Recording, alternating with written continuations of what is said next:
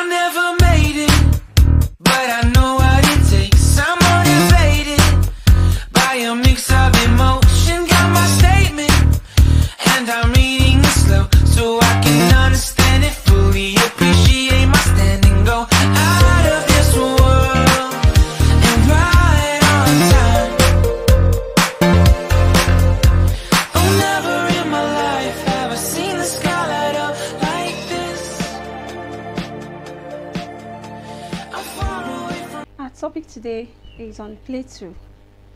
How many of you have seen a Plateau before? Good. You have not seen? Okay. You have seen? Fine. So today we'll be looking at what Plateau, what they are all about. Now, the question is, what is a Plateau? Can anybody define a Plateau? Okay. Now let me help you with the definition. We have several definitions of Plateau. A plateau can be defined as a flat elevated landform that rises sharply above the surrounding area on at least one side. A plateau is also an area of highland with a flat terrain with one or more steep sides. Now, we said plateaus, they usually occur on every continent and they take up a third of the Earth's land. Plateaus are one of the four major landforms, along with mountains, plains, and hills. An example of a plateau is the Deccan Plateau in India and the Tibet Plateau. We also have the Biu Plateau in Borno State in Nigeria. And of course, the Tibet Plateau is the highest plateau in the world. There are other definitions, like I said, as you can see on your screen. From there, we proceed to the characteristics of a plateau. Now, when we talk about the characteristics, we are actually referring to the attributes, the features, those features that you will see that will enable you to identify it. Now, we said one of them is that they are elevated flat lands, and also they have one or more steep sides and then steep slopes. Their height often varies from a few hundred meters to several thousand meters. A plateau can also be either young or old. Now, before you is a picture of a plateau showing you some of these features that you can actually see to be able to identify a plateau. And we also have some other features on your screen. This will take us to the next subheading, which is the types of plateau. We have three major types of plateau. We have the tectonic plateau, the volcanic plateau, and of course, the dissected Lithu. Now we're going to talk on each of these types. The first one on the list is the tectonic plateau. Now, when we talk about the tectonic plateau, what are we actually talking about? The tectonic plateau, they are formed by tectonic plates movement, which cause uplift and are normally of a considerable size and a fairly uniform altitude. An example of the tectonic plateau is the Deccan Plateau in India. We also have some other definitions of the tectonic plateau, as you can see on your screen. From there, we proceed to the pictures of the tectonic plateau for us to have a clear view of what it looks like and how it is being formed. This will take us to the next of the types. Now, what is a lava plateau? So many of us, I guess this is our first time of hearing it, or do we have any that have gotten that before or heard it before? Okay, today we will know what the lava plateau, what it is all about. The lava plateau, there are areas where thick layers of lava laying around the edge, and they are formed by highly fluid basaltic lava during numerous successive eruptions through numerous vents without violent explosion. Now, an example of this lava plateau is the Blue Plateau in Borno State, Nigeria. Now, this will take us to the next, which is the Volcanic Lichu. Now, the Volcanic Plateau is a plateau produced by volcanic activity. We have two major types. We have the lava and the pyroclastic plateaus. An example of this volcanic plateau is the Atrin Plateau in Northern Ireland. Next, we are going to discuss about the Dissected Lithu. Now, when we say Dissected Lithu, what are we actually referring to? Now, these are plateau area that has been severely eroded such that the relief is sharp. Now, if you look at your screen, you'll find out that so many materials have been eroded from this area, making it to have such shape. You find out that the relief of this area is usually very sharp. This will take us to some of the major differences between a mountain and a plateau. Now, how many of you have seen a mountain? Okay. Do you think there's any difference between a mountain and a plateau? So many times, many people confuse themselves of a plateau to be a mountain, but in actual sense, they are different.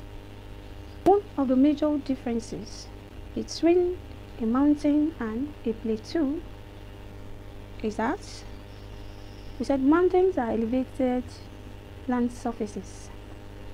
That is to say, the elevations appear from the Earth's surface. But a plateau, they usually have flat surface. Mountains are cone-shaped. Plateau, on the other hand, are table-shaped.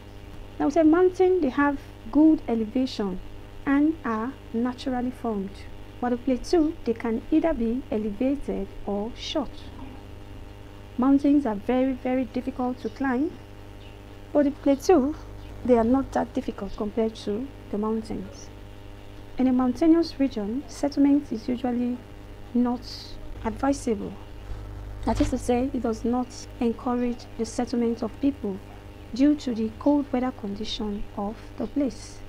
But on the other hand, a plateau, because of the moderate weather condition, it usually encourage settlement. We also have other differences between mountains and plateau, as you can see from your screen. Any question? What are the importance of plateau? Do you think a plateau is of any importance to us? Now we're going to take them one after the other. Now, the first, we said they are sources of minerals. When we talk about minerals, we're actually referring to natural minerals like your diamond, your gold, your tin, your copper. Now, most times these minerals are used in the production of jewelries, which women or ladies usually use for beautification purposes. The next is that they are sources of river. Now, most of these rivers that we have around us, they take their source from plateau. Looking at your screen, you'll see that the water is actually flowing from the mountainous region, from the plateau down to the streams. Now, looking at it, you'll find out that when we say source, some of us, I know we say source of river, some of us are a bit confused. The source actually referring to the beginning of the river, where the river starts. Now, most of these rivers that we have around us, that we see around us, they actually take their source from the mountainous or plateau regions. Next, we discussed about plateau being able to support the growth of plants. Areas where we usually have plateau, they encourage agriculture. Now, the production of crops are made possible as a result of the weather condition of these areas. Now, since the weather condition is moderate and supports agriculture, there is every tendency for crops to thrive well in this region. Looking at your screen, you'll find crops like yam being cultivated in this region. We also have some leguminous crops being cultivated. From there, we proceed to another of the importance, which is they serve as centers of tourist attraction. Now, when we talk about centers for tourist attraction, these are places people go to for sightseeing. People want to see, they have heard so much about the place, they want to see for themselves. And as such, you see people, they travel down to this region just to see what these features, what they look like. And when people visit these places, they usually derive pleasure in it because they are not used to such environments. We'll talk about the disadvantages. Now, do you think a plateau have any disadvantage? Remember, whatever they have an advantage, usually have disadvantage. Now, let's talk about some of the disadvantages of a plateau. One of them is that they act as barriers to communication. Now, when we say barrier to communication, it's actually, we can actually say that it will prevent one from getting to the next person. Take an instance, we have someone living in the lowland region and we also have the other one at the highland region. Now, communication will be very, very difficult because we have the plateau acting as a barrier between these two persons. Next, we'll say that plateaus are usually associated with erosion. Now, when we talk about erosion, as we know, has to do with the washing away of the topsoils. Areas where we have plateau, because of the flow of water, they usually wash the soils by the side, thereby making cuts into these roads or sides of the land and leading to erosion. So you gather that areas where you have plateau, they usually have high erosional activities. From your screen, you can see how it cuts down the soils because of what? The force or the pressure with which the water flows down. From there, take the next, which is plateau are being prone to natural disasters. Now, when we talk about natural disasters, we're actually referring to those occurrences that happen naturally. Like, for instance, you have your volcanic eruption, you also have your earthquake. Now, these are natural disasters.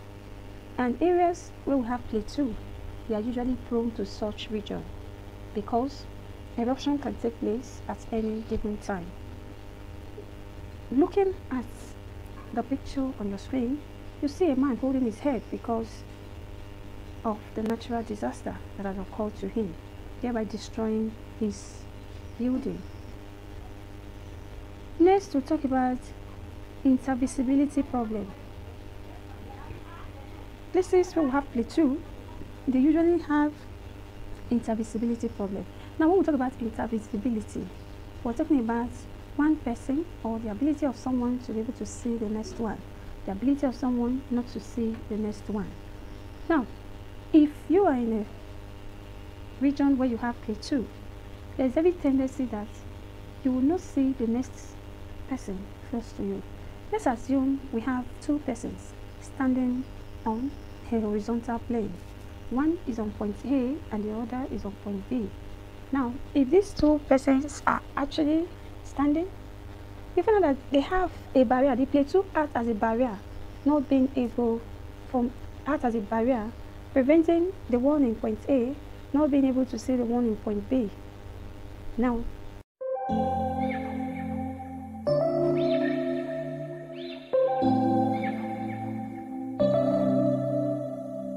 September we met, I could tell by your smile.